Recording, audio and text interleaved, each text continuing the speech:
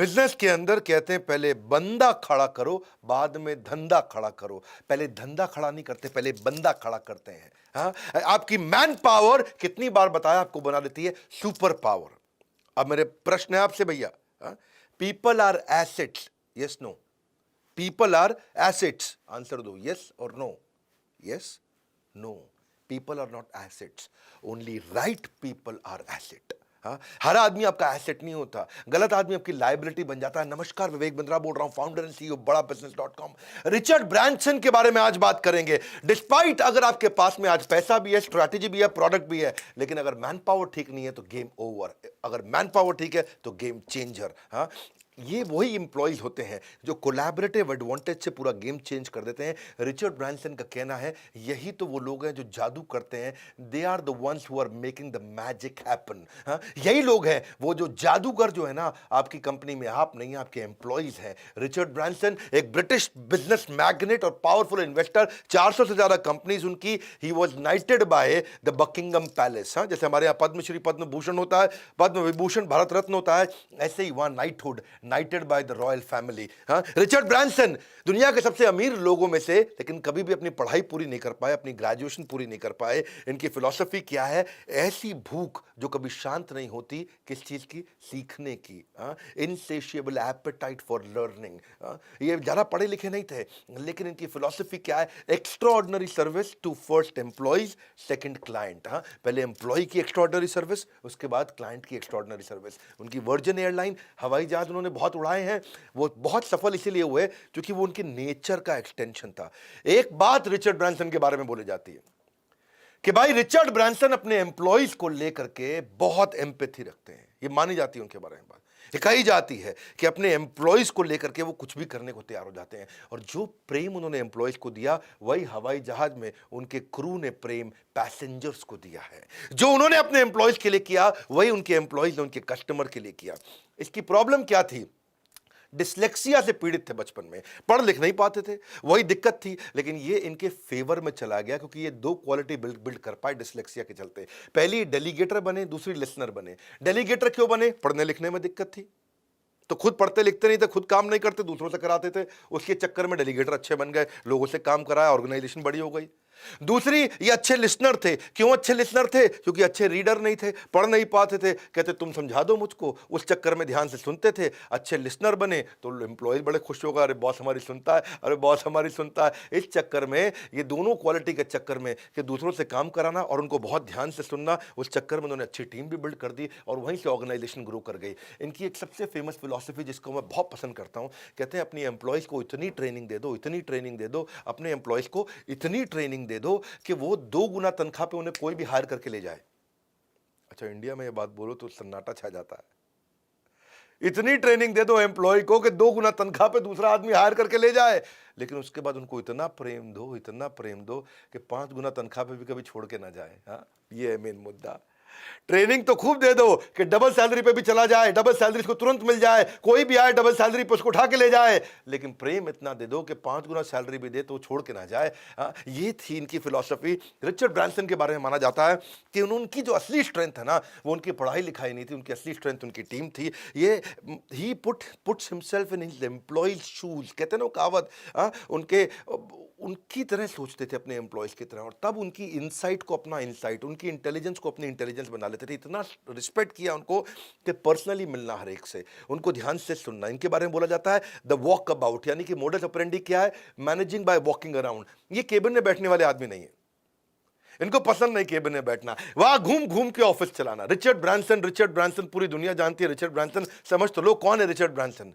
Cabin में बैठने वाले अरबपति नहीं थे ये, इनके कंपनी में घूम घूम के एम्प्लॉय से मिल मिल के, और साथ में डायरी पेन हाथ में रखने के मामले में बड़े फेमस थे। जब भी कोई एम्प्लॉय कोई फीडबैक दे, कोई करेक्शन दे, कोई सजेशन दे, उसको लिख लेते थे, उस पर एक्शन लेते थे। तो अपने एम्प्लॉयज से पहला कस्टमर, इनको एम्प्लॉय को पहला कस्टमर मानते थे, बाजार का कस्टमर को सेकंड कस्टमर मानते थे। इतना उनके साथ में उनको ऑब्जर्व करना, और इससे फायदा क्या हुआ? एम्प्लॉयज को यह लगा कि ये रिचर्ड ब्रांसन हमारी टीम के पार्ट है, ये नहीं कि दूर से केबिन से हमको देख रहे हो, टीम का हिस्सा बन गए हैं। वो फीलिंग ने एम्प्लॉयज को बहुत ओनरशिप का फीलिंग दिया। अगली लर्निंग आपको इनकी बताता हूं, जो इनकी मां ने इनको बचपन में दी। इनका जो लीडरशिप स्टाइल है, वो उनकी माँ के कारण आया। हाँ, तो प्यारी माँ वो क्या कहती थी इनको, जब भी रिचर्ड ब्रांसन किसी के बारे में बुरा बोले, जब भी किसी के बारे में बुरा भला कुछ कहें, तो माँ क्या कहे, शीशे के सामने खड़े होकर कहो और अपने चेहरे को देखो। अब ये शीशे के सामने गुस्से में जाके बोले तो उनके चेहरा नेगेटिव दिखता था, और नेगेटिव चेहरा इनको 10 मिनट अब देखते थे अपने आप को, तो उनको लगता था कि यार जो मेरे चेहरे पे नेगेटिव दिख रहा है वही शीशे में सामने आ रहा है। वहाँ से इनको बात समझ में आई कि मेरा अगर नेगेटिव इमोशन चेहरे पे होगा तो सामने वाले के अंदर नेगेटिविटी निकाल के ले आएगा, और मेरे चेहरे पे पॉजिटिव इमोशन होगा तो सामने वाले की पॉजिटिविटी निकाल के ले आएगा। ये बड़ी लर्निंग इनको बोले जीवन भर मेरे को बहुत काम आई। रिचर्ड भाई का कहना था कि ज़िंदगी भर ये लर्निंग मुझे बहुत काम आई कि जो मेरे चेहरे पे इमोशन होगा वो सामने वाले की ज़िंदगी में निकल के आ जाता है। मैं अगर चेहरे से पॉजिटिव हूँ तो मेरा एम्प्लॉय भी अंदर से पॉजिटिव उठ के आता था, और मैं अगर चेहरे से नेगेटिव हूँ तो एम्प्लॉय भी ये इनकी माँ ने इनको प्रैक्टिस कराया बचपन में। शीशे के सामने गुस्सा करो खड़े होकर के, पता चलेगा तुम दिखते कैसे हो। ये अपने आप को देख के घबरा गए, वहाँ से इनको बात समझ में आई। ये माँ का लीडरशिप लेसन जिंदगी भर इनको बहुत काम आया। ये बोलते जिंदगी भर इतना काम आया, कहते हैं कि उसके बाद जब मैं लीडर सिलेक्ट करता हूं अपनी कंपनी का, तो ऐसे लीडर सिलेक्ट करता हूं जिसके चेहरे पे एंथुसियाज्म हो, मुस्कुराहट हो, उसके बाद पूरी कंपनी अपने आप मुस्कुराने लगती है। ये हायरिंग के टाइम पे इनका एक रूल है। वो रूल क्या है कि जेनिटर से डायरेक्टर, जेनिटर कौन होते हैं अंग्रेजों के यहाँ, जेनिटर जो पोछा मारने वाली देवी जी रहती हैं, साफ सफाई करती हैं, उनको बोलते हैं जेनिटर, यानी कि ब्लू कॉलर्ड बिल्कुल जूनियर स्टाफ है जी, साफ सफाई करने वाला। जेनिटर से लेकर डायरेक्टर तक ऐसा आदमी हायर करो जो सबके नाम याद रखने की क्षमता रखता हो। जेनिटर से भी वैसे ही बात करता हो जैसे डायरेक्टर से बात करता हो। जैसे डायरेक्टर को इज्जत से बात करे वैसे ही पानी पिलाने वाले से भी इज्जत से बात करे, उनसे प्यार से उनका नाम ले, उनसे बात करे, उनको खड़ा हो, उनको पहचान सके, जो उनको सुन सके, उनको समझ सके। इनका कहना था हवाई जहाज क्या होता है, हवाई जहाज तो एक बैठने वाली बस जैसे उड़ने जैसी बस है, बस एक बस है जो उड़ रही है, वही तो होता है हवाई जहाज। लेकिन असली बात हवाई जहाज में वो उड़ने वाली बस नहीं है, असली बात है कि अंदर आप बिहेव कैसा कर रहे हो पैसेंजर के साथ, वो निर्धारित करेगा कि अगली बार कस्टमर हमारी कंपनी के हवाई जहाज में उड़ेगा कि कॉम्पिटिटर की कंपनी के हवाई जहाज में उड़ेगा।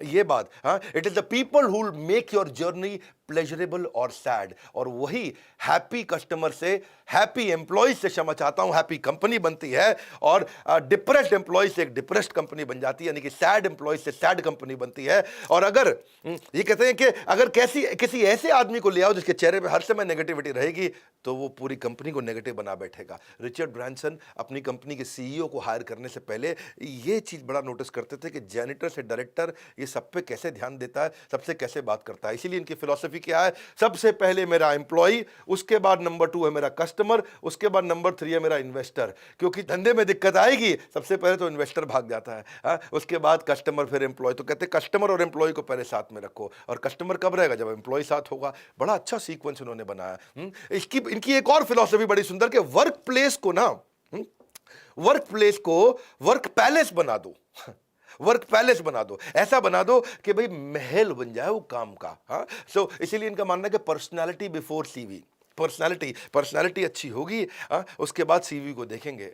आदमी खुश रहना चाहिए, क्योंकि इनका मानना है कि 80% समय तो आप ऑफिस में बताते हो, घर पे रह करके आपको फन करना, मजा करना अच्छा लगता है, तो फिर वही ऑफिस में क्यों नहीं किया जा सकता। हाँ, अगर वो घर किया जा सकता है घर पे, तो वो ऑफिस में भी किया जाना चाहिए। तो ऑफिस में कुछ ऐसा करो कि हर समय एनर्जी बनी रहे, एक्साइटमेंट बनी रहे। हाँ, तो so that people who are eager to have fun at work place, वो सब लोगों को हमेशा इंथ्यूज रखते हैं, हाई एनर्जी रखते हैं, और यही स्ट्रेंथ है इनकी। इसलिए हायरिंग करते वक्त भी इनके बड़े अच्छे टिप्स हैं। चलिए इनकी हायरिंग के टिप को समझो। पहला, मेरी ताकत क्या है और मेरी कमजोरी क्या है। दूसरा, मेरी टीम की ताकत क्या है और उनकी कमजोरी क्या है। तीसरा, ऐसे लोग हायर कर लो जो हमारी ताकत को की जरूरत नहीं है, जो हमारी कमजोरी है उसको आगे पूरा कर जाए। खत्म, simple, balance out the weakness. पहला, मेरी ताकत कमजोरी क्या है, अब ये मेरी कमजोरी है, उसके लिए मैं। दूसरा, मेरे टीम मेंबर की ताकत कमजोरी क्या है, क्या ये मेरी कमजोरी को फुलफिल कर सकता है अपनी ताकत से, बस इसको बैलेंस आउट कर दो, simple. Secret of success lies not in doing your work, but by recognizing a right person who can do on your behalf. ऐसे आदमी को ढूंढो जो आपके लिए काम कर सकता है। Hire people who are better than you. Look for people who aim for remarkable work. जो एक्स्ट्रॉर्डनरी काम करना चाहते हैं, इच्छा रखते हैं, जिनके नेचर में, प्रकृति में बहुत जबरदस्त काम करना, जिनको एवरेज के साथ एलर्जी हो गई है। हमें बीमारी है बड़ा बिजनेस कंपनी में। हाँ, एवरेज क्या है, एलर्जी टू एवरेज। हमारे को बड़ी बीमारी है, हमारे को एकदम एलर्जी हो चुकी है एवरेज से। एवरेज काम नहीं करना, एक्स्ट्रॉर्डनरी करना है। ज़्यादा थोड़ा समय लगेगा, कोई बात नहीं, काम करेंगे एक्स्ट्रॉर्डनरी। मैं 5 पॉइंट का फॉर्मूला मेरा वाला देता हूँ, मैं क्या फॉर्मूला यूज़ करता हूँ। आज मेरे ख्याल है ट्रेनिंग कंपनीज के अंदर न केवल एशिया बल्कि पूरे वर्ल्ड के अंदर इतना बड़ा टीम साइज, इतने सारे ऑफिस, इस लेवल का रेवेन्यू लीड करने वाली बिजनेस ट्रेनिंग कंपनी शायद पूरी दुनिया में हम अकेले ही हैं। और मैं कैसे कर पाया, मेरी सफलता के राज क्या है, मेरे 5 स्टेप जो मैंने शुरू से आज तक फॉलो किए। पहला स्टेप क्या है, मैं हमेशा सही लोगों को हायर करता हूँ, टॉप क्लास लोगों को हायर करता हूँ, दैट स्टेप 1। हाँ, उसके बाद सेकंड, ए कैटेगरी आदमी, बी कैटेगरी नहीं चाहिए, सी कैटेगरी नहीं चाहिए, leadership A category, top class आदमी। सेकंड स्टेप, अब वो लीडर आ गया, वो ए कैटेगरी है, सॉलिड है, बुद्धिमान है, अब उसके साथ बैठ करके को क्रिएट करेंगे। बताओ भैया कहाँ पे जाना है, क्या स्टेप्स लेंगे, कैसे वहां पहुंचेंगे। उनके साथ मिलकर जॉइंटली को क्रिएट कर लिया, डायरेक्शन क्या होगी, हमारी कंपनी इस डायरेक्शन में चलेगी, ये रेवेन्यू करेगी, ये प्रोडक्ट बनाएगी, ये कस्टमर को ऐसे एक्वायर करेगी, ये कस्टमर को एक्वायर करने का तरीका है, ये मार्जिन होंगे, ये कॉस्टिंग होंगी, इस तरीके से चलेंगे। वो भी कहता है हाँ सर इस तरीके से चलेंगे, वो 2 अपने आइडिया देता है, मैं 2 अपने आइडिया देता हूँ, दोनों भाई मिलकर के हम आइडिया बना लेते हैं। तो हमारे लीडर के साथ में जॉइंटली को क्रिएट कर लिया। तीसरा स्टेप, अब उसके बाद में डायरेक्शन मेरे साथ बनाओ, डिसीजन अपने आप लो। सुनो मेरी बात, डायरेक्शन मेरे साथ बनाओ, लॉन्ग टर्म क्या करेंगे, डिसीजन डे टू डे के तुम अपने आप खुद लो, क्योंकि तुम एक कैटेगरी के आदमी हो। और फिर चौथा, अब मैं उसके बाद उनको अपॉर्चुनिटी देता हूं टू स्प्रेड देयर विंग्स, के खुल के खेलो। कैसे खेलो, खुल के खेलो। गलती भी करो मैं उसको झेल लूंगा, पर खुल के खेलो। खुल के खेलोगे तो तुम 100 की जगह 150 कर जाओगे, गलती करोगे तो मैं झेल लूंगा। खुल के खेलो। अब वो ए कैटेगरी आदमी हूं, खुल के खेलने दोगे A+ बन जाएगा। सी कैटेगरी आदमी को खुल के मत खेलने देना, ए कैटेगरी वाले को खुल के खेलने दो, गेम चेंज करेगा। और इसके बाद मेरा 5वां स्टेप क्या है, ये काम करने के पीछे मैं कॉम्पनसेशन लगा देता हूं बहुत अच्छी, सैलरी भी अच्छी, ईसॉप भी अच्छा, इंसेंटिव भी अच्छे। बढ़िया सैलरी दो, बढ़िया शेयर होल्डिंग दो, बढ़िया इंसेंटिव दो। अब देखो उसके बाद, अब मुझे उसके बाद कुछ नहीं करना है, मैं वहाँ से फ्री हो गया और अब मैं नए प्रोजेक्ट में घुसता हूँ और जहाँ से मैं नया रेवेन्यू स्ट्रीम क्रिएट करता हूँ। तो ये थी माई 5 point formula of delegation. When you delegate task you will create follower, but when you delegate authority you will create leaders. तो टास्क के साथ, रिस्पॉन्सिबिलिटी के साथ अथॉरिटी भी दे दो, लीडर क्रिएट कर दोगे। डेलीगेशन जो है ना, वो चीज़ है कि आप मेरे बिहाफ पे, मैं किसी और को काम करने देता हूँ, लेकिन मैं आपको रूल दे दूँ भैया। रूल क्या है डेलीगेशन का, अगर कोई आदमी 70-80% तक भी ठीक कर दे, आपके मुकाबले 70-80% भी कर दे, तो डेलीगेट कर दो। अब तुम मत करना, उसी को करने दो, ये रूल है। वरना life is too short to do everything by your own self. तो इसीलिए choose the right person to delegate, उसे अच्छे से क्लियरली कम्युनिकेट कर दो कि भैया करना क्या है। तो यही है समझने वाली बात कि बड़ा बिजनेस में भी employees are our first asset. हम पीपल फर्स्ट ऑर्गेनाइजेशन है। हमारा मानना है कि always treat your employee as if you want to treat your best customer. Best customer से आप कितना प्रेम से बात करते हैं, एम्प्लॉय से भी वैसे ही करिए। वही बात है जी, वर्क प्लेस को वर्क पैलेस बना दीजिए। वर्क लाइक प्रोफेशनल, लेकिन रिश्ता लाइक फैमिली है जी। काम करो प्रोफेशनल की तरह, रिश्ता बनाओ परिवार की तरह, तभी बात बनती है। ट्रांसपेरेंट, ओपन और रिवॉर्डिंग कल्चर होना चाहिए। इसीलिए हमारी कंपनी में हमने मेरिटोक्रेसी को सबसे ऊपर रखा है। मेरिट पे आगे बढ़ेगा भाई, ये नहीं कि चाचे का लड़का कि मामे का लड़का, कहाँ से आ रहा है भैया, हमारे गाँव से आया है, वो नहीं चलेगा। अचीवर्स अवार्ड हमने लॉन्च किया with smile on face. Meritocracy का मतलब है कि भाई अगर तुम्हारे में दम है ना और तुम कुछ कर सकते हो, तो बड़ा बिजनेस छोड़ के जाने की जरूरत नहीं पड़ेगी जीवन में। हमारे यहाँ पे अचीवर्स अवार्ड जो है हर क्वार्टर में दिया जाता है एम्प्लॉयज़ को। और कैसे दिया जाता है, उनका डेटा पे दिया जाता है। कोई ये नहीं कि लड़का ठीक लग रहा है, ईमानदार लग रहा है शक्ल से, वैसा नहीं। सब कुछ डेटा ड्रिवन होता है, जिससे लोग बड़े मोटिवेटेड रहते हैं, एक्नॉलेज फील करते हैं, दे फील वैल्यूड और बड़ा अच्छा काम करते हैं। बड़ा बिजनेस में हम बहुत हायरिंग कर रहे हैं। मैं आपको हायरिंग से पहले ज़रा बता देता हूँ, अगर आपकी इच्छा है कि आप हमारी कंपनी में जॉब के लिए अप्लाई करना चाहते हैं, मेरे साथ मिलकर काम करना चाहते हैं, 2-3 बातें ध्यान से सुनिए कि एक एम्प्लॉय को हम फॉलोअर से कॉन्ट्रीब्यूटर और कॉन्ट्रीब्यूटर से टीम लीडर और टीम क्रिएटर तक लेके जाते हैं, और कैसे वो टॉप लेवल तक जाता है। हमारे यहाँ बहुत सारे एम्प्लॉयज ऐसे हैं जो कई सालों से हमारे साथ हैं, कभी छोड़ के नहीं जाते हैं। तो एक KPI ड्रिवन कंपनी बना दी है। उसको पहले से ही पता रहता है कि मैं क्या करूंगा, मुझे अवार्ड कैसे मिलेगा, मेरी ग्रोथ कैसे होगी, बड़ी क्लैरिटी रहती है। उसको 5 में से रेटिंग दिया जाता है हर क्वार्टर के अंदर। उसको वो खुद अपने आप को भी रेटिंग देता है, उसका बॉस भी उसको भी रेटिंग देता है। सब्जेक्टिविटी नहीं, कंप्लीटली डेटा ड्रिवन है, कोई पर्सनल बायस हो नहीं सकता। ट्रांसपेरेंसी और विश्वास के चलते चलता है। हमने भी बड़ा प्रयास किया कि एम्प्लॉयज़ की हेल्थ पे भी ध्यान दे, वो बड़ा इंपॉर्टेंट है। इसलिए हमने कंपनी के अंदर बड़ा जिम भी क्रिएट किया है, बहुत सुंदर जिम है। कभी आप आएंगे आप हमारे ऑफिस में इंटरव्यू देने, तो आप जाकर के जिम देखिएगा कैसा है। स्पोर्ट्स डे मनाते हैं, फैमिली डे मनाते हैं, एम्प्लॉयज़ की इंश्योरेंस करते हैं, उनको वैक्सीनेट करा के रखते हैं, सारे फेस्टिवल सेलिब्रेट करते हैं। और जब कोविड की वेव आई थी तो लोगों ने तनख्वाहें काटी, लोगों को नौकरी से निकाला, हमने लोगों की तनख्वाहें बढ़ाई, उनको इंसेंटिव दिया, वेरिएबल दिया, एक दिन आज तक तनख्वाह डिले नहीं करी। अगर 30 तारीख का महीना है तो 30 तारीख की दोपहर को तनख्वाह आ जाती है, ये नहीं कि 1 तारीख तक भी वेट कराएंगे।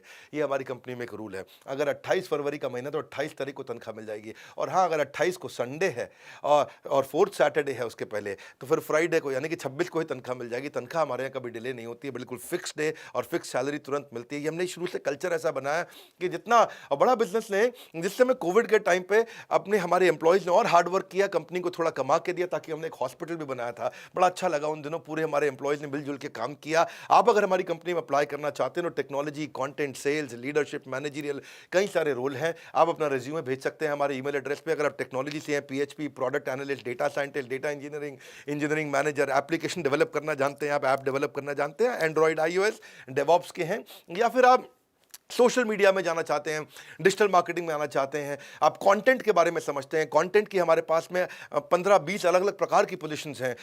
आप वीडियो बनाना जानते हैं, एडिटर हैं, एनिमेटर हैं, आप कॉपी राइटर हैं, सेल्स के ट्रेनर हैं, सेल्स करना जानते हैं, कॉल सेंटर में ज्वाइन करना चाहते हैं, गेस्ट कोऑर्डिनेशन करना चाहते हैं, careers@badabusiness.com, आइए हमारे यहाँ जाकर के ज्वाइन करिए। और रिचर्ड ब्रांसन की अमेजिंग स्टोरी, लोग, आप अगर एम्प्लॉई हैं तो अपने बॉस को भेज दीजिए, उसको भी दिखाइए वीडियो, हो सकता है वो बड़ा इंस्पायर्ड फील करें। अगर आपके पापा फैक्ट्री चलाते हैं, बिजनेस चलाते हैं, उनको भेजिए। नहीं तो अपने कुछ दोस्तों में, अपने सर्कल में भेजिए, क्योंकि लोग छोड़ के चले जाते हैं, बड़ा परेशानी होती है छोटे बिजनेस के अंदर। ये आइडिया हो सकता है लोगों को काम आए। हमारे साथ जुड़े रहने के लिए, कमेंट बॉक्स में आके चर्चा करने के लिए, नए हैं तो सब्सक्राइब आपने कर दिया होगा, world's number 1 entrepreneurial YouTube channel. हमारे साथ जुड़े रहने के लिए आप सबका हृदय की गहराई से प्रेम पूर्वक बहुत बहुत धन्यवाद।